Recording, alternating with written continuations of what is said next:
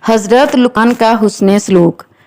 شیخ الادب حضرت مولانا عزا علی صاحب رحمۃ اللہ علیہ فرماتے ہیں، حضرت لقمان کو ان کے آقا نے فروخت کرنا چاہا تو انہوں نے آقا سے کہا کہ آپ پر میرا کچھ حق ہے، اس لیے میری گزارش ہے کہ آپ مجھے اس کے ہاتھ فروخت کریں جسے میں پسند کروں۔ آقا نے کہا کہ اس کا تجھے اختیار ہے۔ چنانچہ جو بھی آ کر بہو لگاتا آپ اس سے دریافت کرتے کہ بھائی کس کام کے لیے مجھے خریدنا چاہتے ہو۔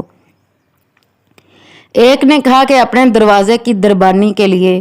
آپ نے فرمایا خرید لو۔ جب رات ہوئی تو آپ نے دروازہ بند کر کے دہلیز میں نماز پڑھنا شروع کر دی۔ اس شخص کی لڑکیوں کے کچھ یار لگے ہوئے تھے، انہوں نے آ کر دروازہ کھٹکھٹایا۔ لڑکیوں نے کہا لقمان دروازہ کھول دے۔ آپ نے فرمایا میرے ماں باپ تم پر قربان، تمہارے والد نے مجھے اس لیے نہیں خریدا۔ لڑکیوں نے دروازہ کھولنے پر آپ کو مارا اور اتنا مارا کہ آدموا کر دیا۔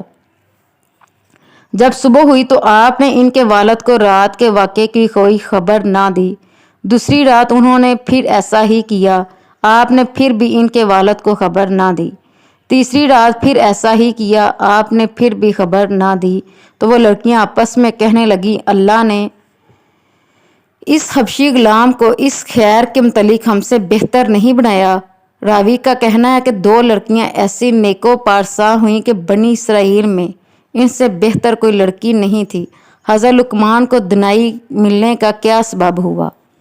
حضرت عمر بن قیس رحمۃ اللہ علیہ فرماتے ہیں، حضرت لقمان ایک روز ایک مجلس میں لوگوں کو حکمت و دنائی کی باتیں سنا رہے تھے کہ ایک شخص آیا اور کہنے لگا کیا تم وہی نہیں ہو جو میرے ساتھ فلاں جنگل میں بکریاں چرایا کرتے تھے؟